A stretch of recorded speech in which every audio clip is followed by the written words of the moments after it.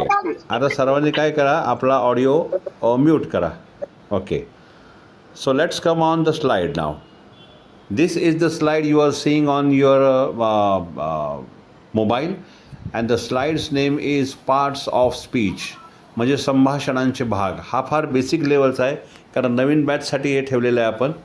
तर यामध्ये part of speech म्हणजे what is the meaning of parts of speech. The meaning of part of speech is the conversation which we construct or what we write is made of these parts, and so it is known as parts of speech. So ते कसं work होतं याबद्दल आपण बघूया. यामध्ये दिसणारे सर्व भाग, हे सर्व भाग आपल्याला बोलण्यासाठी किंवा लिहिण्यासाठी लागतात, आणि यांचा प्रत्येकाचा वेगवेगळा अभ्यास केला की हे सोपं होऊन जातं, आणि मग आरामात आपल्याला वाक्य बोलता येतात किंवा लिहिता येतात. टेन्सेसला आपण नंतर सुरू करत असतो, पण हा पहिला भाग आहे. याच्यामध्ये मी बघा एक मराठी वाक्य लिहिलेलं आहे लाल अक्षरामध्ये, आणि ते वाक्य आहे, एका काळ्या घोड्याने नदीत उडी मारली आणि ती सहजपणे ओलांडली. म्हणजे एक काळा घोडा जो आहे त्याच्याबद्दल म्हटलं आहे की त्याने नदीत उडी मारली आणि ती सहजपणे ओलांडली, असं ते वाक्य आहे. आता हे वाक्य घ्यायचं कारण काय, तर या वाक्यामध्ये पार्ट्स ऑफ स्पीच म्हणजे जे काय 8 किंवा 9 भाग आहेत ते यामध्ये आलेले दिसतात. म्हणजे एकूण 9 भाग आहेत, पण त्यातला एक जो आहे शेवटचा इंटरजेक्शन म्हणजे केवल प्रयोगी अव्यय. याचा अर्थ की ज्याच्यामध्ये भाव प्रकट होतात. Oh my God, come on, Bravo, you can do it. ज्यात भाव आहे ज्या वाक्यांमध्ये, ते फक्त या ठिकाणी नाही, कारण हे वाक्य भावपूर्ण नाही आहे. आणि त्याच्यामुळे आपल्याला 8 प्रिपोजिशन्स या ठिकाणी दिसतात, आणि ते कसे असतात त्याचं आपण थोडंसं वर्णन करूया. आता बघा, एका काळ्या घोड्याने नदीत उडी मारली आणि ती सहजपणे ओलांडली. तर एक काळा घोडा, तर एक म्हणून अ म्हटलेलं आहे बघा. वन ब्लॅक हॉर्स नाही म्हटलं आहे, अ ब्लॅक हॉर्स. मग हा अ का म्हटलेला आहे इथे, तर अ हे आर्टिकल आहे, ज्याला ए अँड द किंवा दी असे 3 आर्टिकल्स असतात. त्यातलं ए आर्टिकल अशा नामांच्या किंवा विशेषणांच्या आधी लागतं ज्याची सुरुवात, ज्याच्या अल्फाबेटची सुरुवात ही व्यंजनाने झालेली आहे, म्हणजे कन्सोनेंट्स. तर बघा, थोडंसं मागे जातो मी. एकूण there are 26 alphabets in English from A to Z. A to Z, right. तर मग ए सिंग्युलर आहे, बरोबर आहे.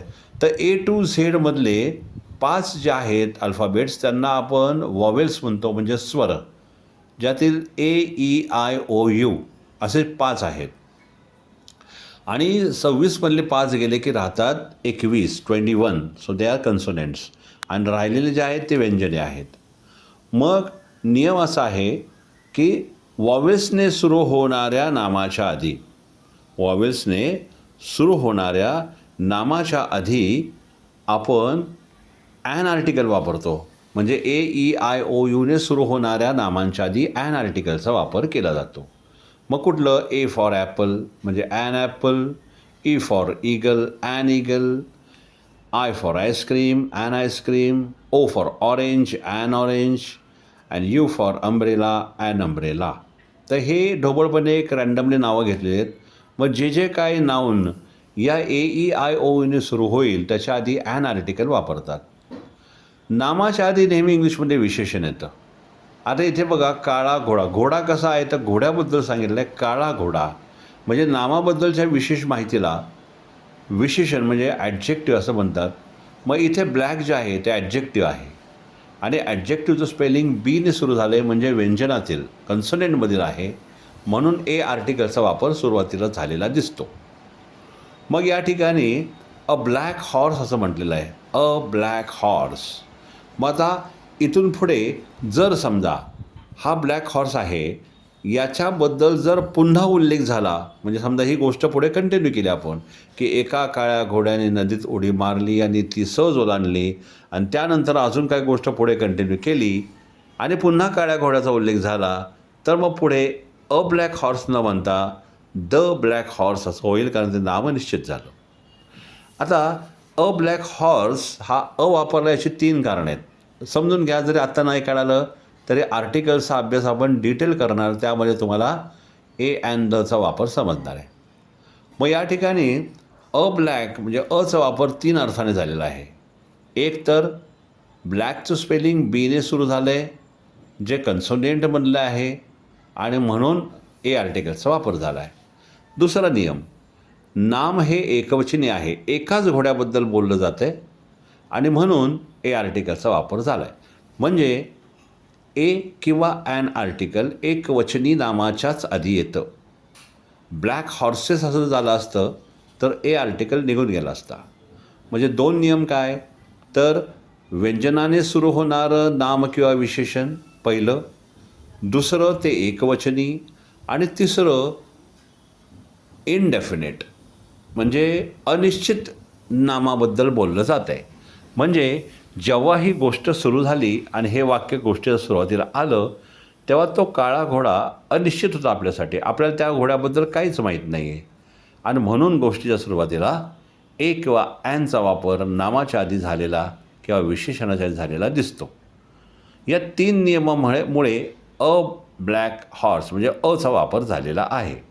पुन्हा मी तेच सांगेन, आर्टिकल समजायला थोडंसं किचकट वाटतं, पण डोंट वरी, आपण जेव्हा ॲक्च्युअल सुरू होईल तेव्हा आर्टिकलसाठी 1 ते 2 दिवसामध्ये पक्का करून टाकू आपण आर्टिकल. आर्टिकलबद्दल बोलताना तुम्हाला मग अजून एक सांगायचं आहे, ह्या आर्टिकलचा उपयोग काय मग, ए अँड द, मग बऱ्याच वेळा दचा उल्लेख काही लोक द करतात, काही लोक दी करतात. तर इथं सुद्धा एक नियम आहे. म्हणजे तुम्हाला जे मी सांगतो आहे ते लक्षात नाही राहिलं तर डोंट वरी, फक्त ऐका मी काय सांगतो आहे. ज्या वेळेला निश्चित नामाच्या आधी द येतो किंवा ज्या वेळेला निश्चित नाम जे स्वराने सुरू झालेलं आहे त्याच्या यादी येणारा द हा दी म्हटला जातो. म्हणजे ॲपल, एका निश्चित सफरचंदाबद्दल बोलतो आहे आपण, तर द ॲपल जो होतो तर दला दी म्हणत असतं. दी Apple, the elephant, the ice cream, the orange, the umbrella. मग अनिश्चित नाम निश्चित कधी होतं आहे ते नंतर बघू आपण. त्याचप्रमाणे हा जो द आहे हा व्यंजनाने निश्चित सुरू होणाऱ्या नामाच्या आधी जर आला, म्हणजे व्यंजनाने सुरू होणारं निश्चित नाम, तर त्यावेळेला त्याच्या आधी येणारा द हा द म्हणून उच्चारला जातो. द ब्लॅक हॉर्स असं होईल नंतर. आणि दी नेहमी कधी, तर स्वराने सुरू होणाऱ्या नामाच्या आधी. हे हळूहळू प्रॅक्टिसने बरोबर आपला उच्चार सुधारतो आणि बोलताना तुमच्या उच्चारावरून विद्वत्ता समजते. त्याच्यामुळे ह्या सगळ्या नियमांचा अभ्यास आपण छान जर केला तर आपलं कॉन्व्हर्सेशन परफेक्ट, ग्रॅमॅटिकली परफेक्ट होतं. मग आता आपण पुढे जाऊया बरं का. थोडंसं सुरुवात आर्टिकलने झाली म्हणून थोडंसं वर्णन केलं. अ ब्लॅक हॉर्स जम्प्ड. आता जम्पला ईडी लावलेला आहे, म्हणजे क्रियापदाचं दुसरं रूप अशा अर्थाने ईडी लागलेलं आहे. मग जम्प हे क्रियापद आहे, म्हणजे उडी मारणे. आता इंग्रजी भाषेमध्ये जसं मराठी भाषेमध्ये क्रियापदं येणे, जाणे, पाहणे, राहणे, हसणे, ऐकणे, जाणे, उडी मारणे ही क्रियापदे आहेत. पण इंग्रजीमध्ये अशा क्रियापदांची 4 रूपं बघायला मिळतात, 4 फॉर्म्स. तर शक्यतो पुस्तकांमध्ये 3च फॉर्म येतो, पण चौथा फॉर्म त्याला म्हणतात ING फॉर्म. मग या ठिकाणी ईडी लागला आहे, म्हणजे सेकंड फॉर्म आणि थर्ड फॉर्म दोन्हीला ईडी लागतो. इंग्रजीमध्ये हे सिम्पल पास्ट टेन्सचं वाक्य म्हणून क्रियापदाचं दुसरं रूप आलेलं आहे, बरोबर आहे. आता काळानंतर मी येणार आहे नंतर. तर जम्प जे आहे नुसतं JUMP जम्प म्हणजे क्रियापदाचं पहिलं रूप. उडी मारतो म्हणून पहिलं रूप सिम्पल प्रेझेंट टेन्स जम्प, उडी मारणे या अर्थाने. उडी मारली असं म्हणायचं आहे तर झाला सिम्पल पास्ट टेन्स. इथे जम्पला ईडी लागतो, जम्प्ड. जम्पडं बिंपडं म्हणायचं नसतं, जम्प्ड. ओके, कारण ईडी बराच वेळा चुकीचा उच्चार केला जातो. म्हणजे Lukla ED looked, cooked, walked, talked असा उच्चार आला पाहिजे. हा जर आपण लुकडं, वॉकडं, टॉकडं, कुकडं असा केला तर इंग्लिश किती चांगलं असलं तरी उच्चार चुकले. म्हणून तो उच्चार पण छान करायचा आहे. मग या ठिकाणी क्रियापदाचं पहिलं रूप जम्प म्हणजे उडी मारणे, क्रियापदात दुसरं रूप जम्प्ड म्हणजे उडी मारली, क्रियापदात दुसरं रूप पुन्हा जम्प्ड, पण या तिसऱ्या रूपाचा वापर होतो पूर्ण काळांमध्ये, परफेक्ट टेन्सेस जे आपण नंतर शिकणार आहे.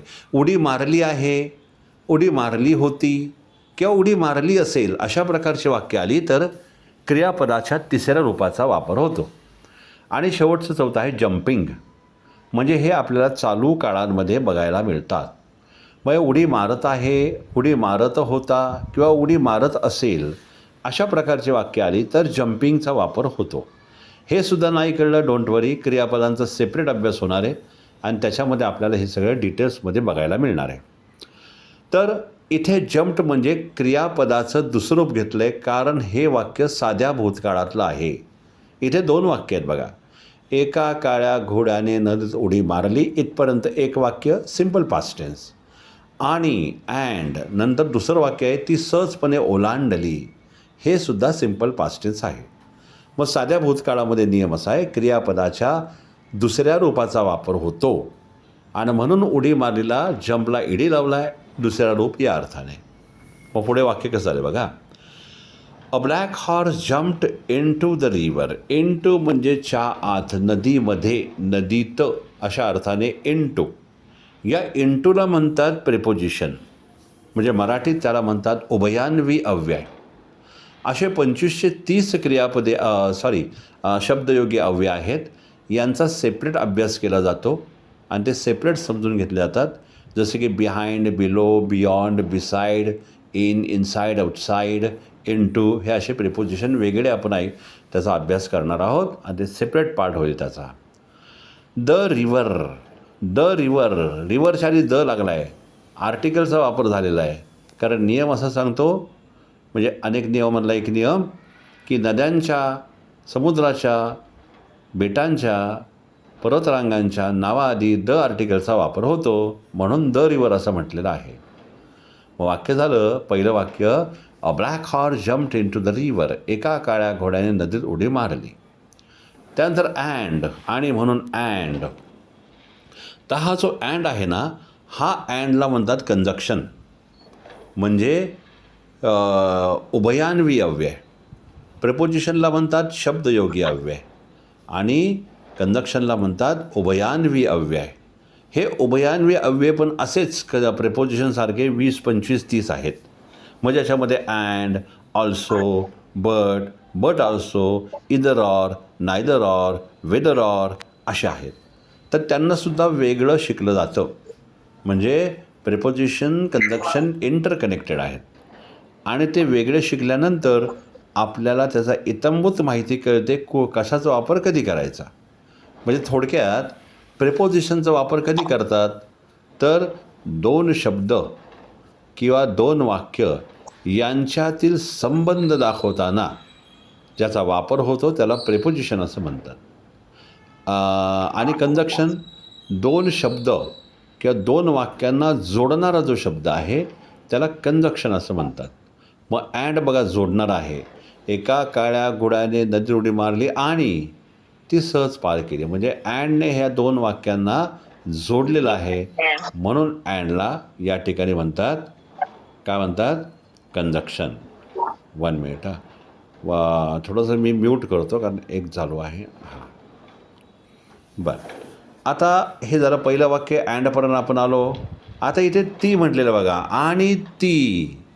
तर आपल्याला ती म्हणजे असं वाटतं स्त्रीलिंग म्हणून शी, SHE शी असं आपल्याला वाटतं, पण नाही. इथं नदीबद्दल म्हटलेलं आहे आणि SHE शी, ती अर्थाने हे स्त्रीलिंगी सजीवांसाठी म्हणजे मनुष्य प्राण्यासाठी स्त्रीलिंगीलाच SHE शी वापरतात. पण नदी म्हणा किंवा एखादी वस्तू म्हणा, मनुष्य प्राणी सोडून ही किंवा ती म्हणताना इटचा वापर होतो, IT, इट. मग हा इट म्हणजे काय, तर इट म्हणजे सर्वनाम, त्याला प्रोनाऊन असं म्हणतात. इंग्रजी भाषेमध्ये किंवा मराठी भाषेमध्ये अशी 7 सर्वनामे आहेत. ती म्हणजे I, we, you, they, he, she, it. हे सुद्धा आपण सेपरेट शिकणारे काइंड्स ऑफ प्रोनाऊनमध्ये आपल्याला माहिती कळेल आणि ते शिकताना कळेल. मी, माझे, मला, मी स्वतः, तू, तुझे, तुला, तू स्वतः, हे कसं म्हणायचं हे सगळं त्या चार्टमध्ये शिकवेन तुम्हाला प्रिपोजिशन भागामध्ये, प्रोनाऊन भागामध्ये. मग इट म्हणजे ती सहजपणे म्हटले, सहजपणे म्हणजे इझिली. आणि ओलांडली म्हणजे हे क्रियापद आलं क्रॉस्ड. मग क्रॉसला ईडी लावला आहे, तर पुन्हा जसं जम्पला ईडी लावला आहे तसं क्रॉसला ईडी लावला आहे, कारण दोन्ही क्रियापदं आहेत आणि ही दोन्हीही क्रियापदांची दुसरी रूपं आहेत. कारण हे वाक्य सिम्पल पास्ट टेन्स म्हणजे साध्या भूतकाळातील आहे. त्याच्यामुळे तुम्हाला दोन्ही ठिकाणी क्रियापदांना ईडी लागलेला दिसतो. मग या ठिकाणी क्रियापदाबद्दल विशेष माहिती म्हणजे कशी ओलांडली, तर सहज ओलांडली. या सहजला इंग्लिशमध्ये इझिली म्हणतात. मग हे सहज म्हणजे ॲडवर्ब झालं, क्रियाविशेषण म्हणजे क्रियापदाबद्दलच्या विशेष माहितीला क्रियाविशेषण म्हणजे ॲडवर्ब असं म्हणतात. आणि आपण जे आता आधी बघितलं आहे ॲडजेक्टिव्ह ब्लॅकला, तर ते म्हणजे वस्तू, व्यक्ती, नाम किंवा प्राण्याबद्दलच्या विशेष माहितीला ॲडजेक्टिव्ह असं म्हणतात. आणि इझिली म्हणजे क्रियापदाबद्दलच्या विशेष माहितीला ॲडवर्ब असे म्हणतात. आपला हा जो भाग आहे ना, हा इंग्लिश बोलणाऱ्यांसाठी तर आहेच, पण जे आता अकॅडमिक एज्युकेशन घेत आहेत 4थी 5वी 6वी 8वी 9वीला जे काय आहे ते, त्यांना हे ग्रॅमॅटिकली हे एज्युकेशन फार महत्त्वाचं आहे. कारण शाळेमध्ये ग्रामर काही नीट घेतलं जात नाही, कारण तेवढा वेळ पण नसतो शिक्षकांना. आणि एका वर्गात अनेक मुलं असतात, त्या शिक्षकाला 4-5 वर्ग करायचे असतात, त्याच्यामुळे राहून जातं ते. पण when it comes on speaking English it becomes very important and that's why we are learning all this things. हे आपण बोलायला इंग्लिश नंतर सुरुवात करू. पहिल्यांदा आपल्या डोक्यातलं सॉफ्टवेअर मराठी आहे. या मराठी सॉफ्टवेअरचा आधार घेत घेत घेत घेत घेत पुढे जायचं. मग मराठीचा आधार काढायचा आणि फक्त इंग्लिशमध्ये आपण करू शकतो. जसं माझी आत्ता मागे एक बॅच झाली, सकाळने आयोजित केली होती तनष्का ग्रुपसाठी. ते बरेच विद्यार्थी पुन्हा इथं आज बसले तिथे बघायला की सर ते बरोबर शिकवतात का काय, सर विसरले. तर ते माझं आत्तासाठी एक्झामिनेशन करत आहेत, पण त्यांना आनंद होत आहे की सर काही विसरले नाहीत, बरोबर शिकवत आहेत. हे मग राईट रॉंग?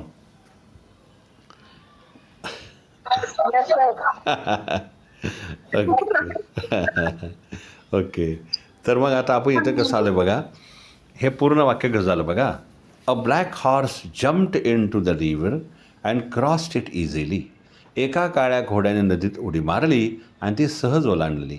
हे सगळे भाग खाली वर्णन केलेत. आता बघ खाली बघू आपण. ए फॉर आर्टिकल्स म्हणजे आर्टिकल्सचा ए, त्यात ए अँड द अशा आर्टिकल्स असतात. त्यातला एचा वापर तो काय ते थोडक्यात सांगितलं. ब्लॅक म्हणजे वस्तू, व्यक्ती, ठिकाण किंवा प्राण्याबद्दलच्या विशेष माहितीला ॲडजेक्टिव्ह म्हणजे विशेषण म्हणतात. तो ब्लॅक म्हणजे ॲडजेक्टिव्ह झाला. त्यानंतर हॉर्स हे नाम आहे. हॉर्स म्हणजे जे काय आपण बोलतो ना ते नाम आहे. म्हणजे एखाद्या वस्तू, व्यक्ती, ठिकाणाला ज्या शब्दाद्वारे संबोधले जाते त्याला नाम म्हणतात, म्हणजे नाऊन. मग हॉर्स हे नाऊन झालं, घोडा. जंप हे क्रियापद झालं, पण साधा भूतकाळ असल्यामुळे जंपला ईडी लागलेला आहे, जम्प्ड. त्यानंतर प्रिपोजिशन म्हणजे काय, इनटू, च्यामध्ये. हे प्रिपोजिशन नुसता इनटू नाही तर अनेक आहेत, 25-30 आहेत, त्याच्या पुढे आहेत म्हणजे. तर त्याला म्हणतात शब्दयोगी अव्यय. हा इनटू वेगळा शिकणार आपण, म्हणजे प्रिपोजिशन. पुन्हा दचा वापर झालेला आहे नदीच्या आधी, आर्टिकल. त्यानंतर रिव्हर, जसा घोडा हे नाम आहे तसं रिव्हर पण नाम आहे, नाऊन आहे. अँड म्हणजे कंजक्शन, अँड बट ऑल्सो आता आपण म्हटलो ना ते कंजक्शन म्हणजे उभयान्वी अव्यय. त्यानंतर पुन्हा क्रॉस, तर क्रॉसला ईडी लावला आहे कारण ओलांडली, साधा भूतकाळ झाला तो, हे पण क्रियापद आहे. त्यानंतर इट म्हणजे ती, नदीला ती म्हटलं आहे, पण इंग्लिशमध्ये ती म्हणजे शी नव्हता, इट होणार, IT इट. आणि शेवटी सहज म्हणून इझिली म्हणजे क्रियापदाबद्दलच्या विशेष माहितीला ॲडवर्ब असं म्हणतात, म्हणजेच क्रियाविशेषण. तर हे सगळे भाग जर आपल्याला नीट समजले तर 100% बोलण्यामध्ये चुका न होता आपण ग्रॅमॅटिकली परफेक्ट इंग्लिश बोलू शकतो. Yes, thank you very much. हां Dawade madam, yes yes yes, I regained. अरे वा, बऱ्याच वर्षानंतर मॅडम. येस, ही बॅच झाली होती माझी कोविडच्या काळामध्ये. ज्या मॅडमने आत्ता मला जे चॅट केला, मेन्शन केलं, त्यावेळेस पण असाच छान कार्यक्रम झाला होता. तर त्या मॅडमचं म्हणणं आहे की you are teaching the in the same way. Thank you ma'am. तर या ठिकाणी a black horse jumped in the river and cross easily मधला आपण भाग बघतो आहे. मग रिव्हर म्हणजे पण नाम, अँड म्हणजे कंजक्शन, क्रॉस्ड म्हणजे क्रियापदाचे दुसरे रूप, इट म्हणजे प्रोनाऊन आणि इझिली म्हणजे ॲडवर्ब म्हणजे क्रियाविशेषण. आता बघा, हे सगळं करत असताना मला जवळपास या फील्डमध्ये झाली 25 वर्ष, म्हणजे बरोबर 2000 साली पर्सनॅलिटी डेव्हलपमेंट आणि स्पोकन इंग्लिशचे मी लेक्चर्स सुरू केले. सुरुवात पर्सनॅलिटी डेव्हलपमेंट करता करता करता कालांतराने स्पीकिंग इंग्लिशला हात घातला. आणि आता इतकी वर्ष झाल्यानंतर कसं सोपं करता येईल हे करता करता API टेक्निक आपण लॉन्च केलं, ज्याचं आपण पेटेंटसाठी अर्ज केलेला आहे. कारण ॲक्शन पोझिशन इन्फॉर्मेशन हा जो API टेक्निक आहे, हे जगातल्या कुठल्याच पुस्तकात नाही आहे. अतिशयोक्ती नाही आहे, पण तुम्ही शोधलं कुठल्या पुस्तकात तर कुठल्याही पुस्तकात ही API टेक्निक सापडत नाही. आणि कुठल्याही सोशल मीडियाच्या कुठल्याही व्हिडिओमध्ये, मग यूट्यूब घ्या, कुठेही घ्या, API टेक्निक नाही. कारण मी सोशल मीडियावरती अजून तर काही मी शिकवत नाही, मी फक्त लाईव्ह क्लास घेतो. सोशल मीडियावरती माझा मुलगा सुमेर परदेसी, सुमेर इन्स्टिट्यूट नावाने तो सोशल मीडियावरती खूप मोठा व्हायरल आहे. इंस्टाग्रामवरती त्याला आता 9.25 लाख फॉलोअर्स आहेत. तर तो त्याच्या पद्धतीने वोकॅबलरीवरती बोलतो आणि त्याच्यासाठी फॉलोअर्स जे आहे ते इंडिया, पाकिस्तान, नेपाळ, बांगलादेश अशा बऱ्याच कंट्रीजमध्ये त्याला फॉलोअर्स आहे. पण माझं इकडे ती ट्रेडिशनल मेथड जी आहे ती API मी वापरतो माझ्या इन्स्टिट्यूटमध्ये आणि ऑनलाईन क्लासला. API मेथड इतकी पॉवरफुल आहे की उद्या जर पुन्हा आपण भेटण्याचा काही योग आला, कारण मी डेमो लेक्चर फक्त एकच दिवस घेणार होतो, पण समजा तुम्ही काही लोकांनी इंटरेस्ट दाखवला तर उद्या APIमधला एक झलक फक्त तुम्हाला दाखवेन मी.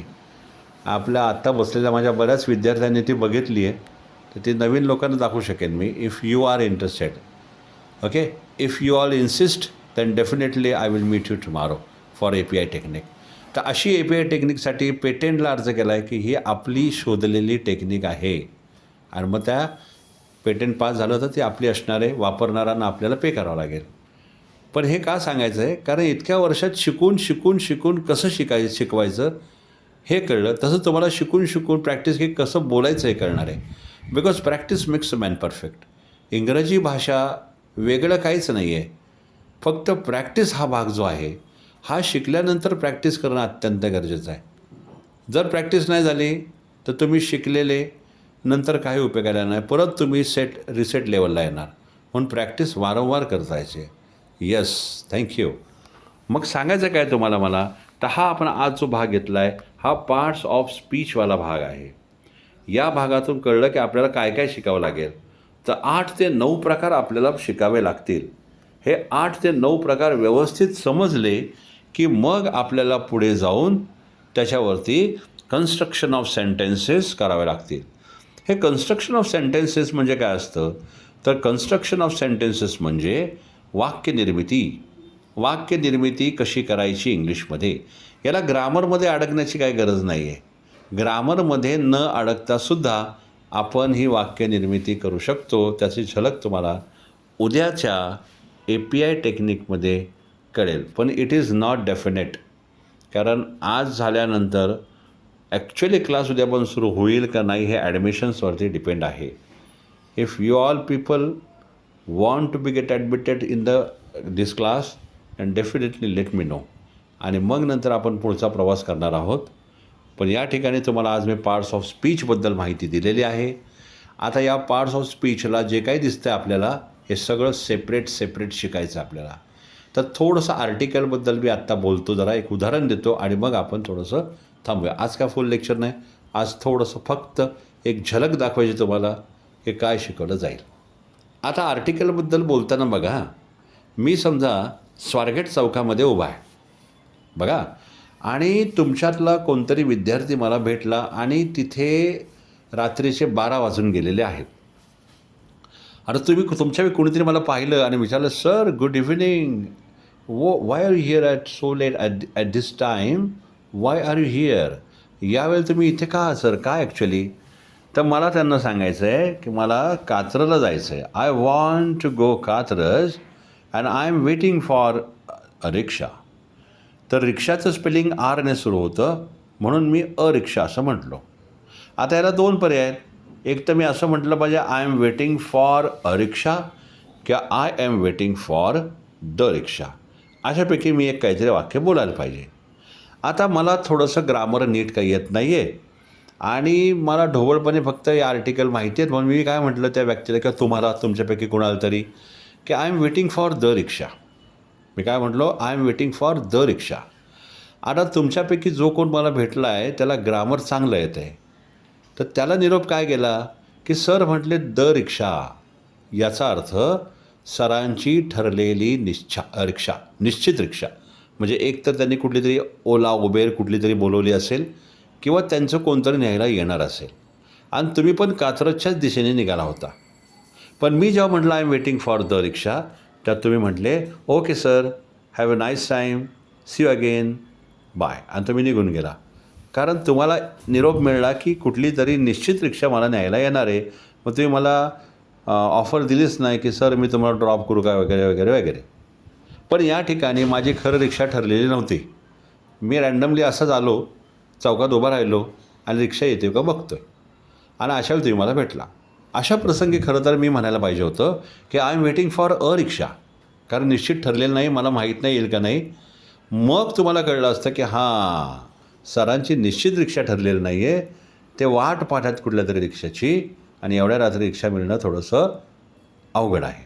मग अशा वेळेला तुम्ही मला ऑफर दिली असती, okay sir, you will not get rickshaw here at this time, I think so shall I drop you, I am also going over there, मी पण तिकडे जात आहे, तुम्हाला सोडू का, आणि माझं काम झालं असतं, मला लिफ्ट मिळाली असते. म्हणजे वाक्यातला फरक फक्त छोटासा झाला. एच्या ठिकाणी मी द म्हटलं आणि तुम्ही निघून गेलात. मग या आर्टिकलचं तुम्हाला आता महत्त्व कळलं असेल, वाक्याचा अर्थ बदलतो.